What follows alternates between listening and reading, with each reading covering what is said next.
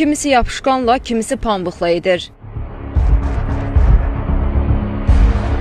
Avtomobildəki hansısa problemi bildirən xəbərdarlıq işıqları kustar üsulla söndürülür.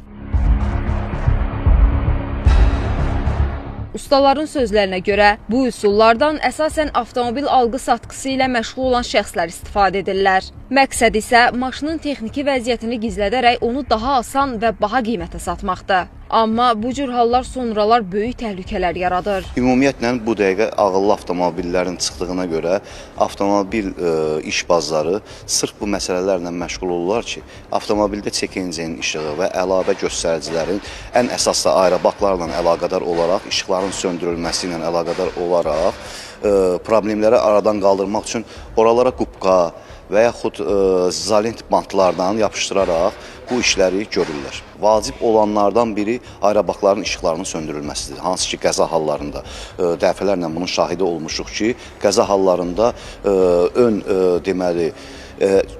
tərəfdən aerobaklar açılmayıb və insanların ölümü ilə nəticələnib. Anar Əliyev bildirir ki, bəzən oksigen sensoruna da müdaxilə edilir. Bu isə yalnız xəbərdarlıq siqnalının yox olması ilə deyil, həm də mühərrik sisteminin zədələnməsi ilə nəticələnir. Hazırda ölkədə baş verən avtomobil yanğınlarının əksəriyyətinin səbəbi də məhz budur. Bunu ustalarımız bilməyərəkdən, bunu söndürürlər. Hansı ki, bunu söndürmək qətiyyən qadağandır. Söndürəndən sonra bu datçiki burada aldadırlar. Bu datçiki aldadırlar. Bu datçik da artıq bu datçik buradan çıxan hava kütləsini ölçə bilmir. Hava kütləsində ölçə bilməyəndə avtomatik olaraq aşağıdakı sajır filteri tutur.